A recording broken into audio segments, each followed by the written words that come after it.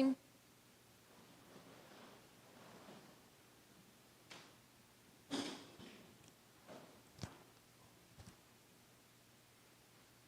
A graça do nosso Senhor Jesus Cristo, o amor de Deus e a comunhão do Espírito Santo esteja com todos vocês.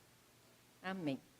Queridos irmãos, queridas irmãs, vocês já devem estar acompanhando, já devem ter ouvido ao longo deste ano que nós estamos celebrando os 200 anos de Igreja Luterana em solo brasileiro, de presença luterana em solo brasileiro.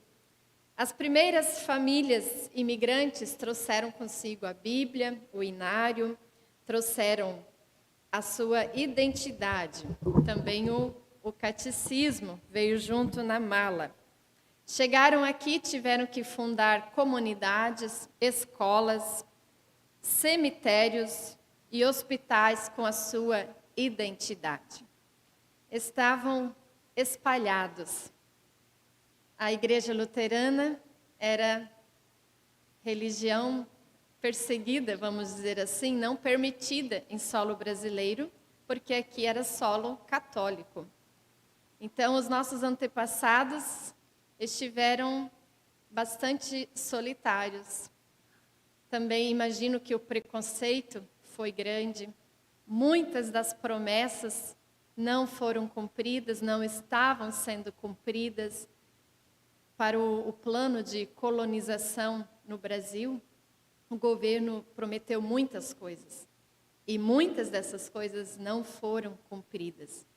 E algumas dessas promessas foi, por exemplo, a questão de escolas, de cemitérios, né?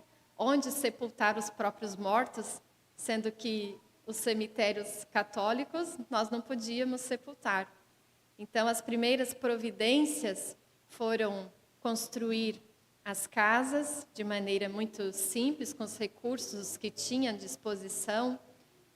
Construiu escola, que ao mesmo tempo, aos domingos, era o local de culto. Não sei quem já é, né? Os nossos avós falavam isso, a história da igreja conta isso. Durante a semana ali aconteciam as aulas para as crianças e nos fins de semana ali aconteciam os cultos. Foram inúmeras situações de desespero no meio das matas, no meio dos lugares distantes. Hoje a gente quase não consegue imaginar isso, porque hoje 80% da população brasileira vive na cidade.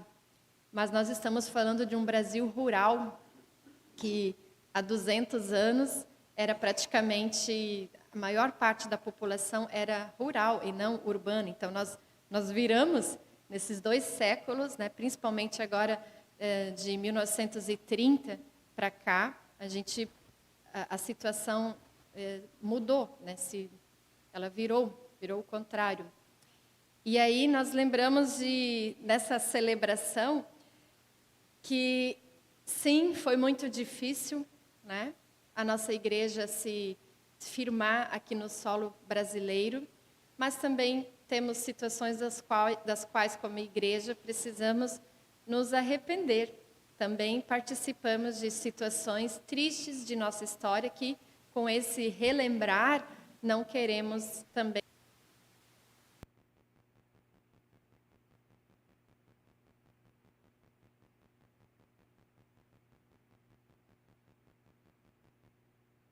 nos arrepender daquelas situações tristes. Onde foram as primeiras comunidades luteranas? No Brasil, não em Joinville. Nova Friburgo, Rio de Janeiro, né? E depois São Leopoldo, Rio Grande do Sul, as primeiras comunidades constituídas. Vou pedir para o Lucas passar os slides. Os desafios nessa nova terra, como eu falei, eram grandes. Não tinham casa, a terra, quando recebiam, não era tão acessível, não tinham transporte, nem sua igreja. Os imigrantes chegaram principalmente na região sudeste e na região sul. E os relatos históricos revelam que as dificuldades enfrentadas eram praticamente as mesmas. Inúmeras vezes tiveram que fazer mutirões fazer coletas e era regra contribuir na construção e manutenção da igreja. Não tinha dinheiro, todo mundo estava passando dificuldades. Então, cada um, por menor que fosse a sua contribuição, tinha que ajudar a construir a igreja, construir a escola, manter a comunidade. Como o dinheiro era raro, muitas vezes o pastor, que naquele primeiro período ainda vinha da Alemanha, era pago com mantimentos. O professor também, tanto pastor quanto professor, as primeiras diaconisas, não tinha salário, era pago com mantimentos. Eram sacos de café, feijão, farinha, né? Lá no Espírito Santo, tem muitas dessas histórias ainda falam, né? Então, eram latas de banha, eram carne de porco, porque o pastor tinha também a sua família para sustentar e era o salário, né? Ele se deslocava quilômetros a cavalo. Isso, na verdade, não faz tanto tempo, né? Ainda em 1950, 60, no Espírito Santo se tinha essa prática de pagar com mantimentos. E desde que existe a comunidade cristã, a mulher teve um papel fundamental na constituição da igreja e também na família. Publicamente, o papel da mulher foi apagado por longos séculos. Nós estamos agora lembrando aqui, realmente foram muitos séculos. A partir do século XIX apenas, é que a mulher pode assumir um papel público. Sim. A ideia da OASE, por exemplo, no Brasil, está ligada à história da OASE na Alemanha. Porque foi a imperatriz Augusta Victoria, em 1880, que ela começou a fundar a OASE na Alemanha, Evangelische Hilfsverein. E aí, um ano depois, em 1889, olha só, já nasce a OASE, a Ordem Auxiliadora de Senhoras Evangélicas, no Brasil, em Rio Claro, São Paulo. Tanto na Alemanha, que havia dificuldades nesse período, mas também aqui no Brasil, talvez aqui a miséria fosse ainda maior. Então, as mulheres perceberam que precisava ser feito alguma coisa diante da pobreza, diante das necessidades que as pessoas estavam passando. Então, elas questionaram, como igreja, nós precisamos fazer alguma coisa, né? E aí nasce todo o trabalho de mulheres na nossa igreja. Até ali, a tarefa da mulher era doméstica. Então, a gente vai ver assim, que com a Revolução Industrial também o cenário muda, inclusive na parte da educação. Se olharmos, quem é da área da educação sabe disso, que até o século XVIII, XIX, a educação era muito precária. Até em termos de legislação, apoio, não tinha.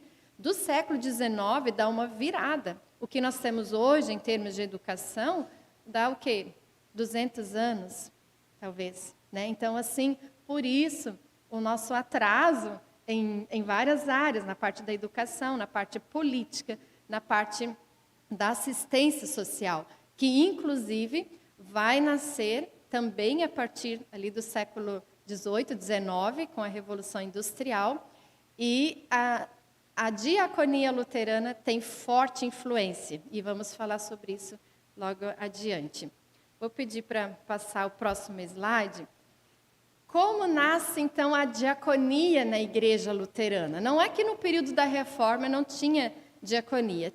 Já tinha ali, né? Nós, então, viemos de uma diaconia desde o Novo Testamento. As primeiras comunidades cristãs tinham a diaconia em suas comunidades. Era tarefa assistir os órfãos, as viúvas, pessoas que migravam de uma cidade para outra. No Novo Testamento, por exemplo, tinha a Santa Ceia, era um ágape. Então, o ágape era uma comunhão de mesa. As pessoas vinham famintas, vinham do trabalho, e era uma ceia com muitos alimentos, né? E aí, no decorrer da história da igreja, a ceia ela foi se adaptando ao que nós temos hoje, a ceia. Mas no começo do cristianismo, era uma ceia, inclusive, para acolher pessoas em situação de rua, e era uma comunhão. E esse era o diferencial da fé cristã, porque ela acolhia quem às vezes não tinha lugar nenhum ou estava até passando fome. E aí, quando nós chegamos na Reforma Protestante, né, a Igreja Católica até ali tem a sua diaconia enorme, até ali na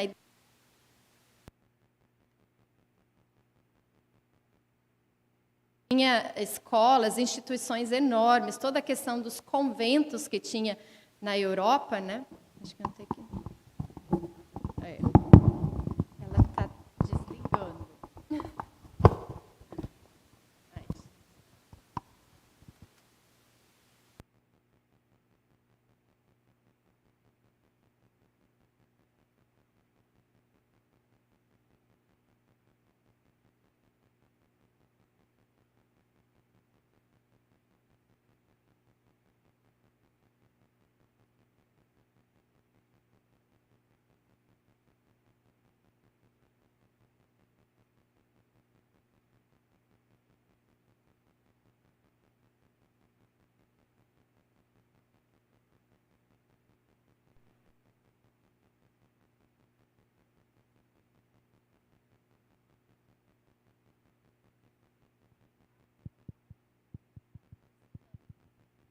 Mas isso ficou muito em segundo plano.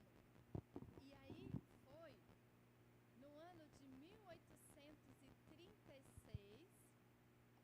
Agora tá, né? Agora vai. Em 1836, o pastor Theodor Fliedner e a sua esposa catequista Friederike fundaram na Alemanha as diaconisas. Então, é de lá que vêm as casas matrizes que nós conhecemos. Então, ele colocou o tripé da formação em ministério, comunhão e profissão. Esse era o fundamento dessa comunhão. Moças solteiras, viúvas, podiam ingressar nessa irmandade e ter uma profissão. Olha que inovador, porque até ali tu tinha que casar, ter filho e acabou, né? E assim não, elas podiam servir, podiam ser diaconisas. Com isso, então elas tinham a formação profissional na área de obstetrícia, enfermagem, serviço social e educação. E, além disso, elas se mantinham como comunhão, chamadas de irmãs também, porque elas tinham que ter um núcleo de apoio. Longe de suas famílias, elas, como moças, como meninas, mulheres, tinham um lugar para se apoiar. Então, esse tripé, ele tinha ministério, comunhão e profissão. Hoje, então, nós temos inúmeras casas matrizes na Alemanha. Essa primeira foi fundada em Kaiserswerth e depois ela foi se espalhando. Ali, ó, ali tem a...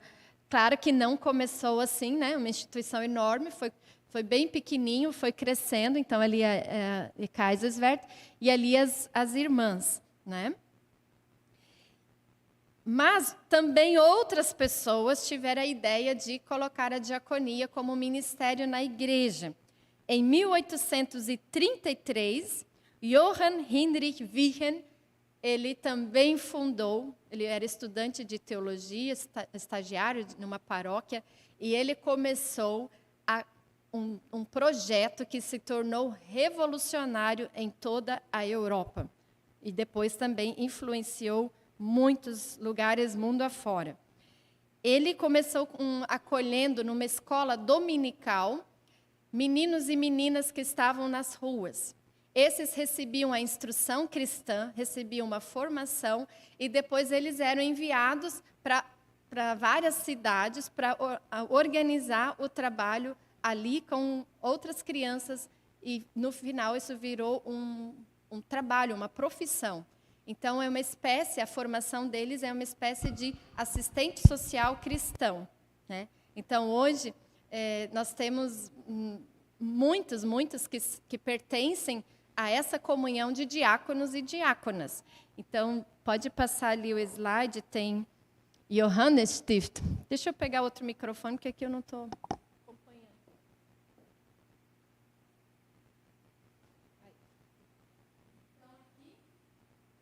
Esse lado de cá é o Johannesstift, é a escola diaconal lá em Berlim, Spandau. E a instituição Johannesstift é tudo isso aqui. A igreja está ali, bem no centro, né? Pode passar o próximo slide. Esse aqui é o Johann Heinrich Wichen, né, o fundador. E aqui, ó, só ali em Berlim, Spandau, nesse Johannesstift, olha o que tem de instituições ali dentro. É tudo isso aqui. São mais de 40 instituições, entidades que funcionam ali, inclusive um hospital, né? Então, escola, tudo que vocês podem imaginar. Então, ali ficou um ponto bem forte. E a igreja, vocês viram ali, né, ela fica bem no centro. A igreja como aquela que rege toda aquela ação diaconal que acontece ali. E aí, depois, nós também tivemos mais um outro pastor que influenciou o trabalho das diaconisas, que é o William, pode passar, o Johann Conrad Wilhelm Löhe. Né? Então, podem reparar as datas, é tudo ali no ano de 1800 e alguma coisa. Né? Então, ele também estudou teologia em Erlangen, aí ele foi enviado para Fürth, a primeira paróquia, depois muitas outras, até que ele se firmou na vila de Neuendettelsau, que é no sul da Alemanha, onde, então, ele começou a apoiar a missão e a diaconia. Ali ele funda também a Casa Matriz de Diaconisas, que existe lá até hoje, né? Elas têm lá. E foi esse pastor que influenciou, né, que enviou missionários e pastores para os Estados Unidos, de onde nasceu a IELB, que nós conhecemos, a outra luterana, né? Então, esses pastores lá fundaram o Sínodo de Missouri, né? Por isso que no Espírito Santo, meus conterrâneos ali, a Zuleika, né? Lá nós não chamamos eles de luterano, lá eles são os Missouri, né? Por causa do Sínodo de Missouri dos Estados Unidos, né? Então, o Löhe, ele fez um trabalho muito grande na parte de missão e de diaconia e influenciou a teologia em todos os continentes. Então, esses três, né, tanto o Fliedner quanto o Heinrich Wichen, né, e o Löhe, eles influenciaram a diaconia na Europa de uma forma tremenda e o que nós ainda temos hoje. Né? Pode passar.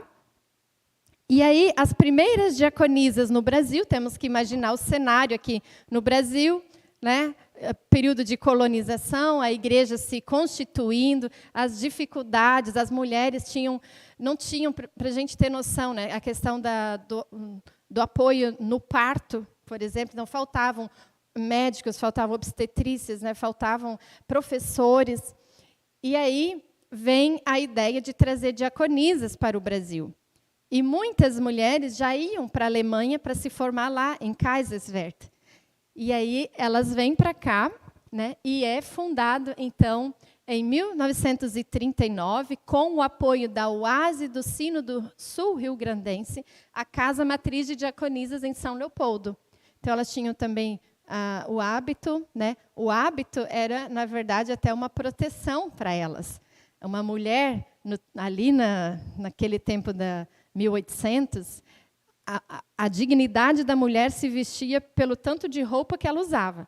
Então, elas tinham roupa da cabeça aos pés e tinham também uma touca. Então, em Kaiserswerth não se economizou em tecido, que era caro naquele tempo. Né? Por isso também o hábito. Com isso, elas tinham o respeito diante da própria sociedade.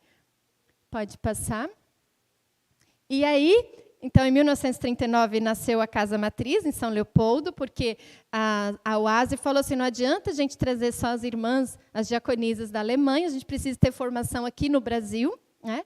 Aí coincide também com a formação pastoral, que até 1946 era também na Alemanha. E, com isso, surge a Escola Superior de Teologia, também em São Leopoldo, e aí o Brasil, aí a CLB começa a formar os seus pastores, teólogos também em solo brasileiro. Né? E em 1956, nasce lá no Espírito Santo, em Serra Pelada, a Associação Diacônica Luterana, No começo era chamado de Evangelische Brüderhaus, porque o Arthur Schmidt, pastor Arthur Schmidt, que era pastor da Alemanha, trabalhou principalmente no Espírito Santo e Minas Gerais, ele viu que faltava formação nas comunidades. Com isso, ele falou assim, a gente precisa ter mais diáconos nas comunidades que ajudem, né, todo o trabalho comunitário. Como ele conhecia todo o trabalho do Wirren na Alemanha, o Brüderhaus, por isso que nasceu o nome Brüderhaus da ADL, né?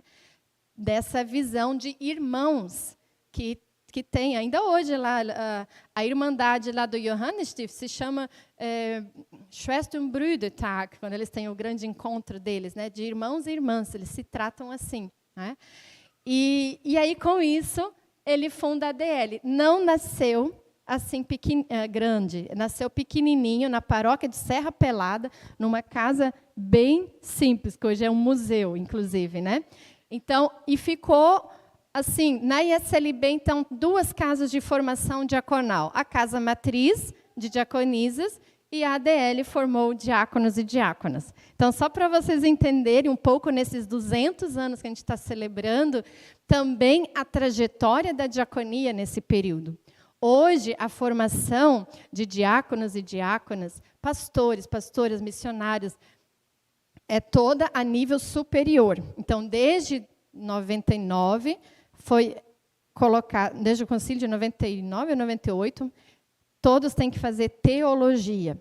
Com isso, quando eu entrei em 2002 na faculdade, já tive que ir para São Leopoldo. O curso da ADL, ele prepara o aluno que está no ensino médio como técnico, como liderança na comunidade, né? Mas a igreja hoje requer que todos façam teologia, né?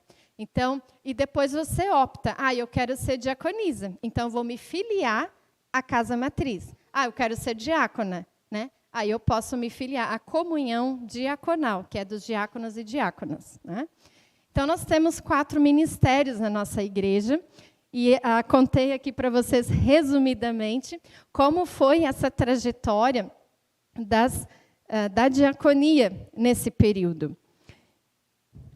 Foram inúmeras. Esses dias eu fiz uma palestra no simpósio, no primeiro simpósio de História da Igreja, em São Bento do Sul, e eu fui contar quantas instituições, quantos trabalhos que foram criados nesse período que nós estamos, né, como igreja luterana em solo brasileiro.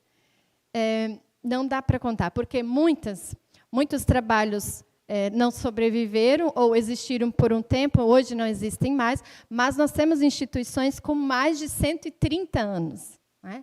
Aqui em Joinville, o Hospital Dona Helena, Deutsche Schule, o que hoje é todo o colégio Bonja, né?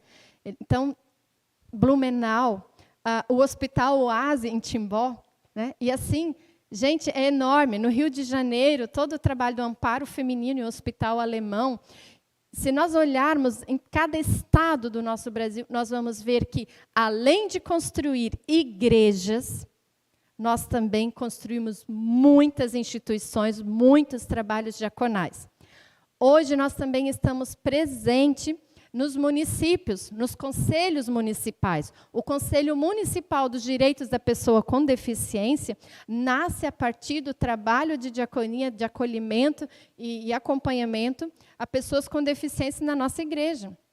Vocês sabiam disso? Não é? Todo o trabalho de assistência social pegou das diaconisas a ferramenta, a enfermagem, todo o material, toda a base, ela nasce a partir das diaconisas de Kaiserswerth.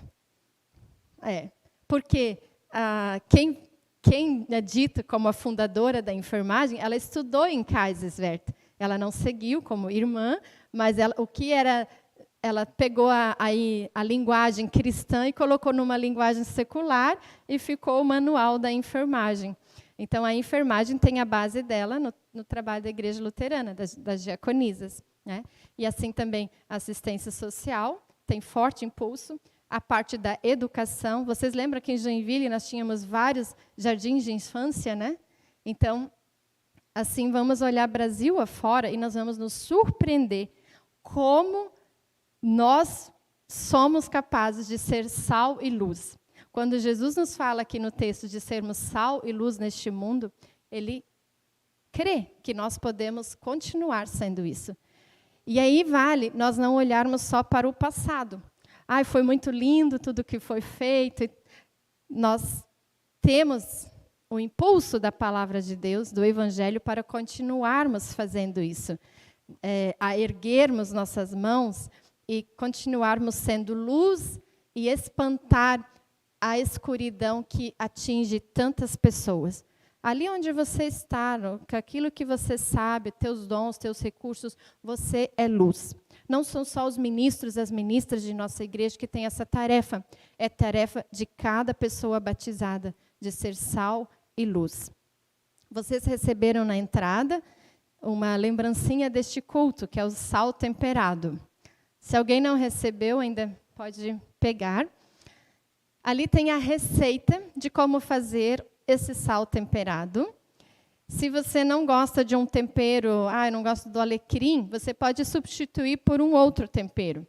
Então, você pode dividir essa receita com os familiares, com vizinhos, e fazer em casa o seu próprio sal temperado. De preferência, comprem já ervas, temperos secos, né, nessas casas de produtos naturais, ou se você quiser cultivar, tem lá a tua horta, mas aí tu tem que secar, lava, seca à sombra, e aí tu pode bater também junto, tudo no liquidificador, esse sal. Usa-se, de preferência, o sal marinho, tá?